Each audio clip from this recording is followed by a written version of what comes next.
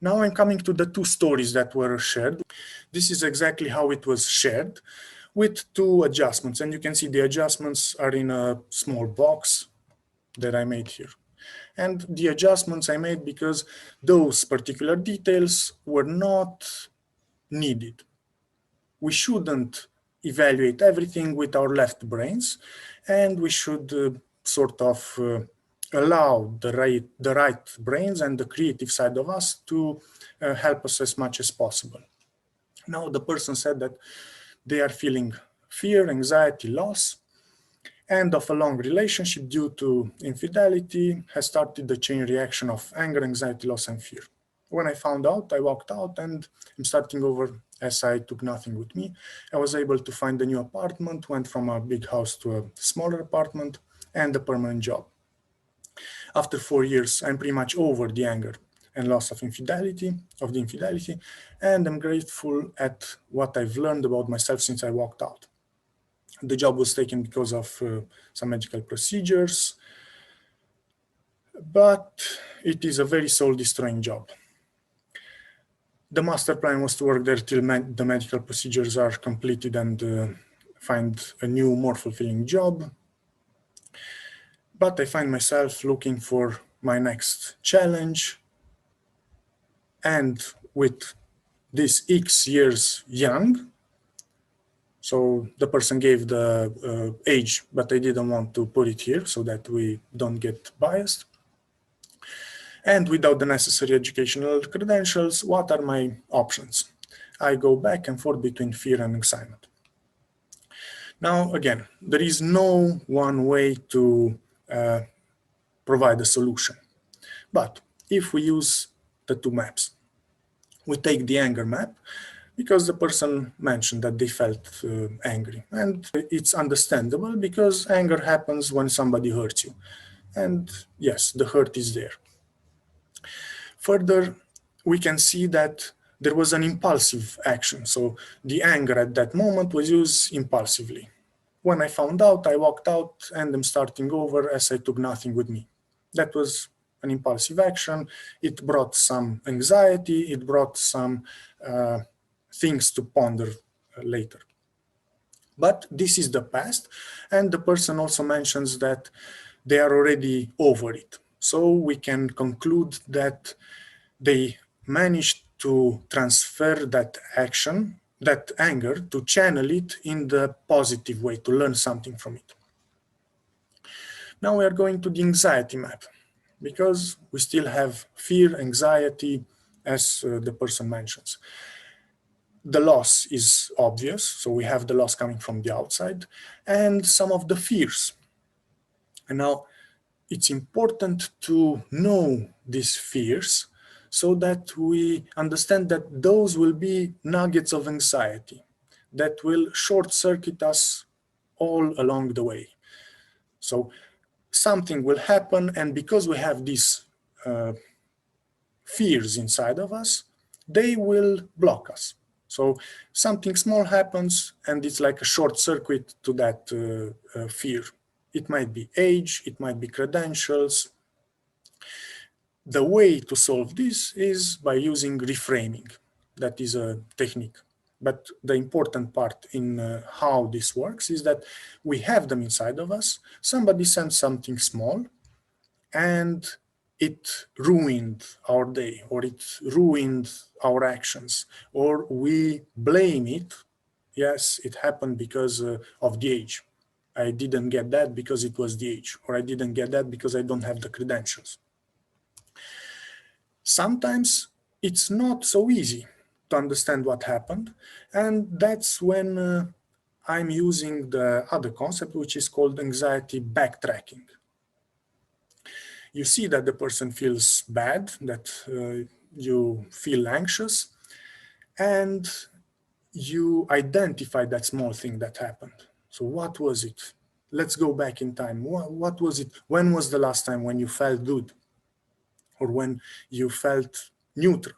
And then what happened? And then we can find out, okay, I went and somebody looked in a not a nice manner at me, or somebody did something that triggered the whole chain reaction. that increase the anxiety. So we have the anxiety inside of us, and every once in a while, the anxiety gets to such a big level that it transfers into anger and we snap. It's that drop that fills the glass. So a good piece of work has to be done on taking a decision on doing something against those fears, some reframing or some actions that will enable the person to increase the level of well-being. As I mentioned before, the person said that after 4 years, I pretty much over the anger, and I'm grateful for what I've learned, which means that they managed to channel the anger in the right way. And also because the situation seems overwhelming, a good way to start in this situation would be to look at the needs, look at the individual, look at what they enjoy doing, and just do that thing that will increase the emotional positive energy, like maybe play the guitar. Some people recommend you have to do yoga, you have to do meditation, you have to do sports. Yeah, they're all good recommendations, but they don't always work. I mean, they don't work for everybody, and not everybody can stay disciplined in doing those because they might not be matching their personality or their needs. Yeah, sport helps everybody, but it's not the thing that will solve everything. You have to identify what it is. A second story. I feel anxiety, depression, loneliness, worry for the future. Events have been job crisis, illness, discovery, family tragedies in a row since 2011. Again, I am X years young, foreigner living in Switzerland, a widow after a long, happy relationship marriage, two grown-up children living on their own, 100% working, working environment not very friendly, resilient and independent character, but tend to feel all issues on my shoulders.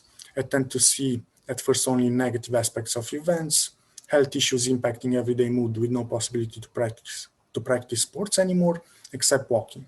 Living alone, COVID-19 worsened the whole picture.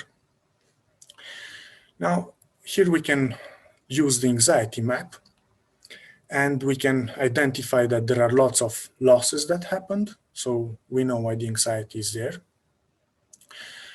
There is no obvious lack of confidence. On the contrary, it looks like the person is very confident and very strong in what they are doing. There might be a lack of trust in the environment or in the universe. There might be a fear of other relationships. It's not known from what it's mentioned here. Just from the loneliness, we could deduct that. We could think of that.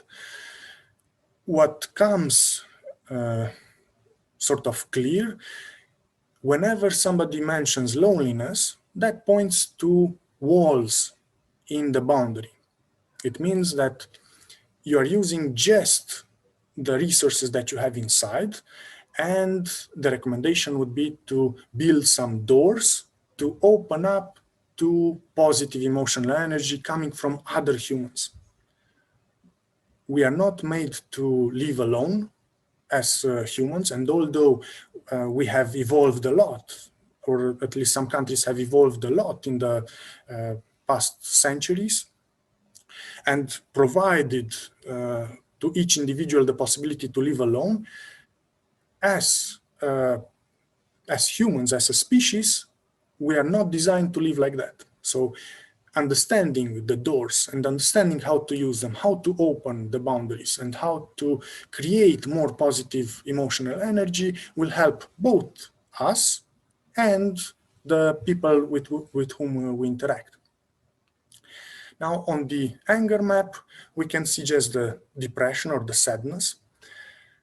And then the anger doesn't look like it's coming from the outside, because the person seems quite strong, so there is no obvious hurt that is coming from the outside, but it might be a general anger on the universe. Why all of this happened to me?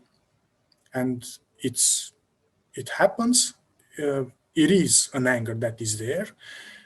The important thing is to channel it on the needs, to identify the needs. And one of the needs that we could see from this story is that of relationships, in general relationships, opening up to humans. By channeling the anger there, you remove the sadness and the depression.